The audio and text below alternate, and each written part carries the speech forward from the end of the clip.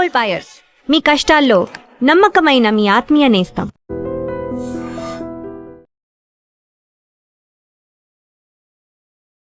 ఇప్పుడంటే టీమిండియాలో aggressive player అంటే టక్కున విరాట్ కోహ్లీ గుర్తుకొస్తారు. కానీ ఒకప్పుడు ఈ పదానికి బ్రాండ్ అంబాసిడర్ మాజీ కెప్టెన్ సౌరవ్ గంగూలీ. 2000 దశాబ్దం ప్రారంభంలో క్రికెట్ అంటే విపరీతంగా ఇష్టపడే వాళ్ళకి గంగూలీ దూకుడు ఒక ఇన్స్పిరేషన్. ఎవరికి భయపడకుండా ఎలా పోరాడాలో నేర్పించాడు. ప్రత్యర్థి ప్లేయర్స్ మనపై దూసుకొస్తుంటే వారిపై ఎలా తిరగబడాలో దాదాపు తెలిసినంత మరెవరికీ తెలీదు. ఎవరైనా టీమిండియాను తక్కువ చేసి మాట్లాడినా గంగూలీ తనలోని విశ్వరూపాన్ని చూపిస్తారు. నువ్వెంత స్టార్ ప్లేయర్ అయినా పొగరు చూపిస్తే అంతకంతకు తిరిగిచ్చేస్తారు.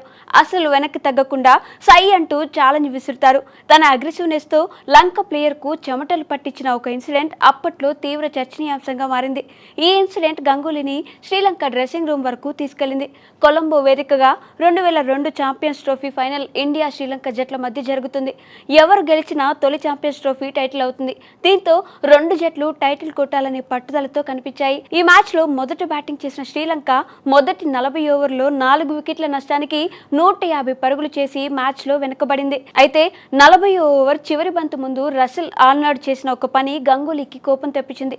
షాట్ ఆడి పిచ్ మధ్యలో రన్నింగ్ చేస్తూ కనిపించాడు. ఈ లంక ఆల్రౌండర్ లేట్ కట్ ఆడిన తర్వాత డేంజర్ ఏరియాలో 2 నుంచి 3 అడుగులు నడిచాడు. రూల్స్ ప్రకారం బ్యాటర్లు పిచ్ మధ్యలో అనగా డేంజర్ ఏరియాలో పరిగెత్తకూడదు.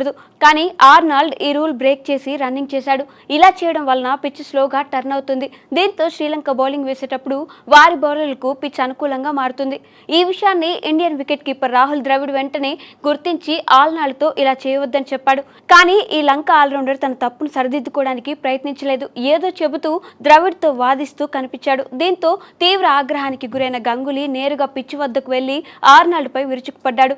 నువ్వు పిచ్ మధ్యలో ఎందుకు నడుస్తున్నావు? నీ ఫుట్ స్టెప్స్ కూడా ఇక్కడ ఉన్నాయి చూడు అని గట్టిగా వార్నింగ్ ఇచ్చాడు.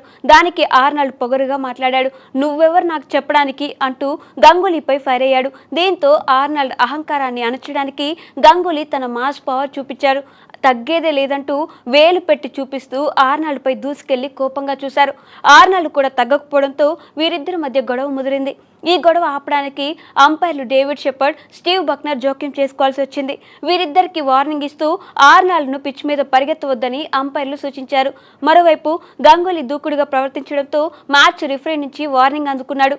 అయితే ఈ ఇన్సిడెంట్ గంగూలీకి ప్రతికూలంగా మారింది. కరెక్ట్గా మాట్లాడినా దురుసుగా ప్రవర్తించావంటూ అంపైర్లు గంగూలీ ప్రవర్తనను తప్పుపట్టారు. గ్రౌండ్లో ఈ గొడవ సౌరవ్ను సస్పెన్షన్ ప్రమాదంలోకి పడేసింది. ఎందుకంటే అంతకుముందు గంగూలీ ఖాతాలో ఒక డీమెరిట్ పాయింట్ ఉంది. ఒకవేళ ఈ మ్యాచ్లో గంగూలీ తీరుకు అంపైర్లు సంతృప్తిగా లేకుంటే మరొక డీమెరిట్ పాయింట్ ఇస్తే ఒక మ్యాచ్ సస్పెండ్ చేయనున్నారు. దీంతో గంగూలీ శ్రీలంక డ్రెస్సింగ్ రూమ్కు వెళ్లి ఆటగాళ్లతో మాట్లాడాడు. ఇద్దరి మధ్య జరిగిన గొడవ చిన్నదే అని, ఈ విషయాన్ని పెద్ద చేయొద్దంటూ వారిని కోరారు. శ్రీలంక కూడా ఇందుకు పాజిటివ్గా స్పందించింది. గంగూలీని సస్పెండ్ చేయకుండా ఉండేందుకు శ్రీలంక జట్టు కంప్లైంట్ చేయకూడదని భావించింది. దీంతో ఆర్నాల్డ్ గంగూలీ మధ్య గొడవకు ఫుల్ స్టాప్ పడింది. 2020లో ఆర్నాల్డ్ ఒక ఇంటర్వ్యూలో ఈ గొడవను గుర్తు చేసుకున్నాడు. 2002 ఛాంపియన్స్ ట్రోఫీ ఫైనల్లో గంగూలీతో జరిగింది చిన్న గొడవేనని, కానీ మీడియా చాలా సీన్ క్రియేట్ చేసిందన్నారు. బ్యాటింగ్ చేస్తున్న క్రమంలో లేట్ కట్ ఆడిన తాను పిచ్పై పరుగు తీశానని, అందుకు గంగూలీ సహనం కోల్పోయి తనతో వాగ్వాదానికి దిగాడని తెలిపారు. రాహుల్ ద్రవిడ్ కూడా పిచ్ మీద ఉన్న ప్రమాదకర ఏరియాలో పరుగు తీయవద్దని సూచించాడని, అయితే గంగూలీ దూకుడుగా తనకు ఈ విషయం చెప్పడంతో గొడవ పెద్దదైందని తెలిపాడు.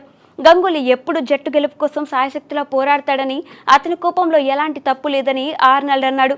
ఇదంతా ఆటలో ఒక భాగమేనని ఈ గొడవపై క్లారిటీ ఇచ్చాడు. ఒకవేళ గంగూలీ ఆ రోజు గట్టిగా మాట్లాడకపోయి ఉంటే ఆర్నాల్డ్ పిచ్పై నడుస్తూ మరింతలా రెచ్చిపోయేవాడు. కానీ గంగూలీ ఎంట్రీతో వెనక్కి తగ్గాడు. గంగూలీ అంటే ఏంటో, తన యాటిట్యూడ్ ఎలా ఉంటుందో ఆ రోజు మరోసారి నిరూపించి ఆర్నాల్డ్కు బుద్ధి చెప్పాడు. ఇక ఈ ఫైనల్ మ్యాచ్కు వర్షం అంతరాయం కలిగించడంతో శ్రీలంక, ఇండియా జాయింట్ విన్నర్స్గా నిలిచాయి. ఈ మ్యాచ్లో మొదట బ్యాటింగ్ చేసిన శ్రీలంక నిర్ణీత 50 ఓవర్లో 7 వికెట్ల నష్టానికి 222 పరుగులు చేసింది. రసెల్ ఆర్నాల్డ్ 56 పరుగులు చేసి లంక జట్టును ఆదుకున్నాడు.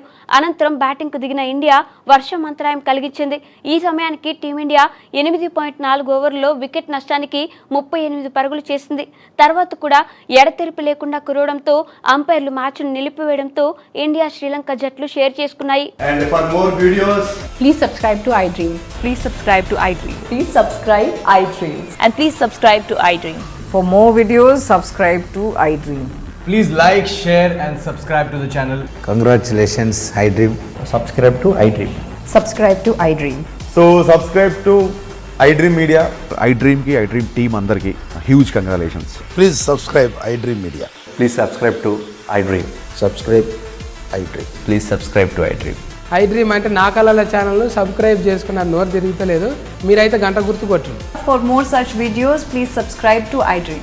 Subscribe to iDream. Please subscribe to iDream. Please subscribe iDream Media. Please do subscribe to iDream. Please subscribe to iDream Media. For best entertainment and information, please subscribe iDream. And don't forget to subscribe to iDream.